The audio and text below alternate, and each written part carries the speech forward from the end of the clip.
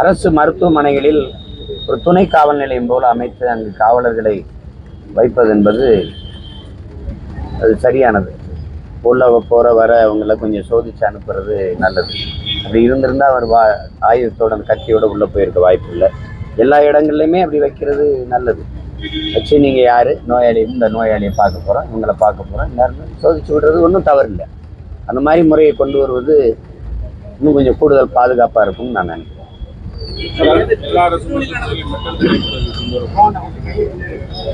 அது தவறு இல்லை.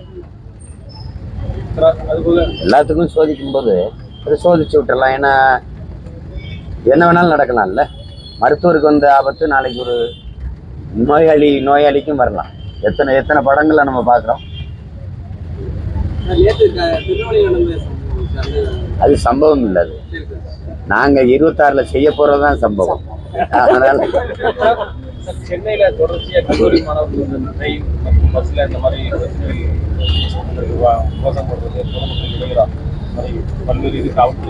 இது உங்களுக்கு நான் ஒன்று சொல்றேன் கேளுங்க. நீங்கெல்லாம் அறியாதது இல்லை. ஒரு மனிதனுடைய செயல்பாடு, சிந்தனை என்பது சமூகத்தின் விளைச்சல் தான். ஒரு மனிதனுடைய சிந்தனை என்பது சமூகத்தின் விளைச்சல். அப்ப அந்த சிந்தனையின் வெளிப்பாடு தான் செயல்பாடு. இது எப்படின்னா, நீங்க சமூகமே ஒரு குற்ற சமூகமா நீங்க உருவாக்கிட்டீங்க. எங்க திரும்பினாலும் திரவ மது இருக்குது, போதை பொருள் இருக்குது, கஞ்சா, அவின்னு, கொக்கைன்னு, ஸ்டாம்பு, கிம்புன்னு வாய்க்கு வராத போதை பொருள் இருக்குது. எல்லா இடங்களையும் எளிதாக கிடைக்குது. குறிப்பா பள்ளி கல்லூரிகள் வாசல்ல கிடைக்குது. உங்களுக்கு தெரியும், பள்ளி பிள்ளைகளே, எனக்கு தெரிஞ்ச பேராசிரியர் பெருமக்கள், எனக்கு தெரிஞ்ச ஆசிரியர் உறவினர்களே, இந்த சின்ன சின்ன பிள்ளைகள்லாம் கற்பமாயிருது. ஏன்னே தெரியும், எப்படி ஆனம்னே தெரியாம. ஏன்னா நிறைந்த போதை. அந்த மாதிரி ஒரு குற்ற சமூகத்தை உருவாக்கிட்டு அவர் தப்பு பண்ணிட்டாரு, இந்த மாணவர்கள் பண்ணிட்டாங்கிறது, நீங்களும் குற்றவாளி, நானும் குற்றவாளி. அந்த குற்றத்திற்கு நாம எல்லாரும் பொறுப்பேற்க கடமைப்பட்டிருக்கோம். இப்போ பிள்ளைங்கள் படிக்கிற பிள்ளைங்களுக்கு எளிதாக கஞ்சா கிடைக்குது.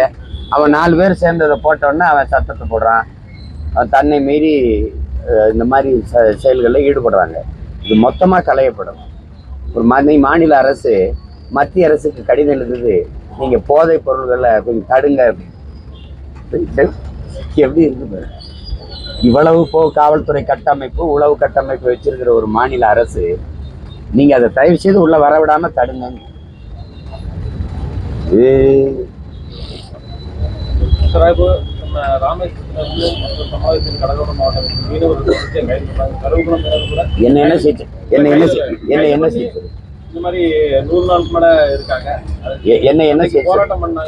என்ன செஞ்சுறீங்க? மனசு முழுக்க கோபமும் வலியும் இருக்கு, வெறுப்பு இருக்கு, வெறி இருக்கு. என்ன செய்யலான்னு சொல்லுங்க. ஒரு தடவை என் மீனவனை அடிச்சா அவன் மாணவனை அடிப்பேன்னு சொல்லிட்டு 6 மாசம் சிறையில் இருந்தேன். ஒரே வழிதான். நீங்க ஒரு முறை எனக்கு வாய்ப்பு கொடுங்க. இந்த நாட்டை ஆளுகிற வாய்ப்பை ஒரே ஒரு முறை எனக்கு ஒரு 5 ஆண்டு கொடுங்க. என் மீனவனை தொட்டுட்டான்னா என்னை கேளுங்க. தொட்டுட்டா கேளுங்க. எல்லை தாண்டி வர்றான்னு தானே உன் பிரச்சனை. கேரள மீனவன் எல்லை தாண்டி வர்றானா இல்லையா? நீங்க சொல்லுங்க. கேரள மீனவர்கள் எல்லை தாண்டி போறாங்களா இல்லையா? போறாங்க. ஏன் அந்த மீனவர்கள் சிறைபிடிக்கப்படுவதில்லை, படகு பறிக்கப்படுவதில்லை, வலை கிழிக்கப்படுவதில்லை, சுட்டுக் கொல்லப்படுவதில்லை? யாராவது சொல்லுங்களேன், ஏன் சொல்லப்படுவதில்லை? அவனுக்கு கேட்க ஆள் இருக்கு, எனக்கு ஆள் இல்லை. இப்ப கேட்க ஒருத்தன் உட்கார்ந்துட்டோம்னு வச்சுக்கிறீங்களேன். நீங்க நான் ஒரு பகிரங்கமா எத்தனை முறை சொல்றேன், நான் உட்கார்ந்த பிறகு நீ தொட்டு பாத்துறா, ஒரு தடவை தொட்டுறா என் மீனவனை நான் பாக்குறேன். அது தொட முடியாது. ஏன்னா அவனுக்கு தெரியும். அது கண்டுகொள்ள நாங்க வெறும் ஓட்டு. எங்களுக்கு ஒரு உயிர் இருக்கு, எங்களுக்கு ஒரு உணர்வு இருக்கு, எங்களுக்குன்னு ஒரு பசி, உறக்கம், கனவு, கண்ணீர், எலும்பு, நரம்பு, ரத்தம், சதை இதெல்லாம் இருக்கு. எங்களுக்கு ஒரு வாழ்க்கை இருக்குன்னா அது கவலைப்படாது. என் வாழ்க்கையை பற்றி கவலைப்படாது, என் வாழ்க்கையை பற்றி தான் கவலைப்படும். அதை நோக்கியே தான் ஆகணும். இந்த 5 ஆண்டு, இந்த 4 ஆண்டு ஆக போகுது. இந்த ஆட்சியில மக்களின் வாக்கை குறிவச்சு நகர்ந்திருக்கா? மக்களுக்கான தேவை, அதற்கான சேவையை நோக்கி நகர்ந்திருக்கா? நீங்க 1000 ரூபாய் பெண்களுக்கு கொடுத்தது, இந்த புரட்சி பெண் படிக்க போற தங்கச்சிகள் கொடுத்தது, படிக்க போற தம்பிகளுக்கு தமிழ் மகன் 1000 ரூபாய் கொடுத்தது, இப்ப 25வது ஆண்டுல இருந்து குடும்ப அட்டைக்கெல்லாம் 1000 ரூபாய் கொடுக்குறோம்னு சொல்றது, இதெல்லாம் இந்த வாக்கை நோக்கி, தேர்தல் அரசியலை நோக்கி நகர்தா, மக்களுக்கான சேவை அரசியலை நோக்கி நகர்தாங்கிறத நீங்க தான் பார்த்துக்கணும். அப்ப இந்த கட்சி ஆட்சிகள் மக்களை பற்றி கவலைப்படாது. மக்களினுடைய எதிர்கால பாதுகாப்பு, நல்வாழ்வு, முன்னேற்றம் அதெல்லாம் துளியும் சிந்திக்காது. காசு கொடுத்தா ஓட்டு போட்டுருவாங்கங்கிற நிலைமை இருக்கிற வரை, அதை உருவாக்கி வச்சிருக்கிற இந்த தலைவர்கள் இருக்கும் வரை நல்லாட்சி மலராது. நாடு மக்களும் நிம்மதியாக வாழ முடியாது. அது பிரச்சனை இருக்கத்தான் செய்யும், வழியே கிடையாது.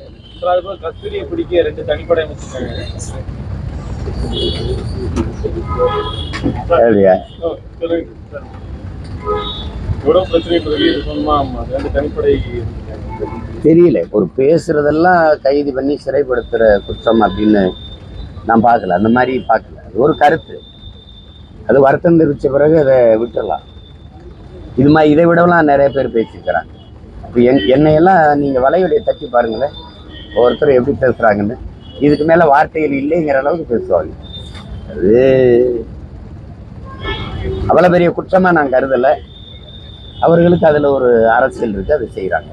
அது ஒரு அரசியல் பழிவாங்கலாக தான் நான் பார்க்குறேன். என்ன ஆய்வு?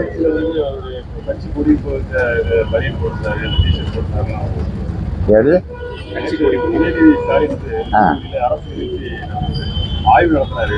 ஆய்வு பற்றி சொல்லுங்க. அப்புறம் வந்து அந்த கவர்மெண்ட் நிகழ்ச்சி அதுல வந்துட்டு அவர் கட்சியினுடைய அவர் கட்சி, அவர் ஆட்சி, அவர் அரசு, அதனால அவர் கட்சி கொடியோட வர்றாரு. அது போய் நம்ம கேட்க முடியாது. யாரு கேட்பா? நீங்க இங்க பாருங்க, ஒரு நீதிபதி அரசியல் பேசக்கூடாது,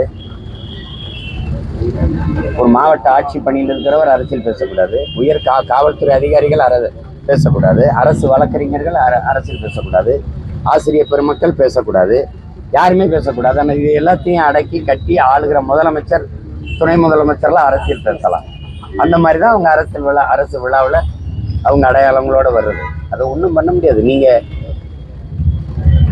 சரி இப்போ என்ன செய்யலாம், நம்ம கண்டிக்கிறோம், அதனால அடுத்த முறையும் அதே தான் செய்வாங்க. அவங்க அரசு மக்கள் காசுல மக்களுக்கான நிவாரணம் ஒரு அரிசி கொடுக்குதுன்னு வச்சுக்கிறீங்களேன், அதுல அந்த கட்சி தலைவர்களின் படம், அந்த கட்சியின் சின்னம் பொறிக்கப்படுதா இல்லையா? அரசு ஒரு நலத்திட்டம் கொடுக்குது வச்சுக்கிறோங்க. இப்போ ஒரு மிக்சி கொடுக்குது, கிரைண்டர் கொடுக்குது, மின்விசிறி கொடுக்குதுன்னே வச்சுக்கிடுவோம். ஒரு மடிக்கணினி கொடுக்குது, அது மக்கள் காசுல தானே கொடுக்குது. அதுல அந்த கட்சியின் அந்த தலைவர், அந்த ஆட்சியில் இருக்க தலைவி, அவங்களுடைய கட்சி சின்னம் பொறிக்கப்படுதா இல்லையா? அது மாதிரிதான் இது.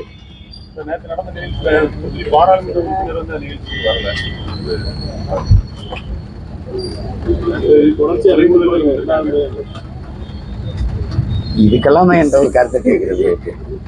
அது அவங்களுக்குள்ள என்ன பிரச்சனையோ, நாட்டுக்கும் மக்களுக்கு இருக்கிற சிக்கல்களை பேசுவோம். பாதகம் செய்பவரை கண்டால் நாம் பயங்கொள்ளலாகாது பாப்பா, மோதி மிதித்து விடு பாப்பா, அவர் முகத்தில் உமிழ்ந்து விடு பாப்பா. அண்மை செய்திகளை உடனுக்குடன் தெரிந்து கொள்ள இணைந்திருங்கள் இயம்நாடு தொலைக்காட்சியுடன்.